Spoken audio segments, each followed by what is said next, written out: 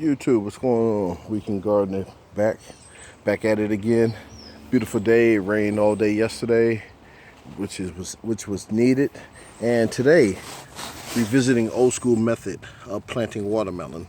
I put the watermelon in toilet paper cups or containers, and this is so I don't disturb the roots.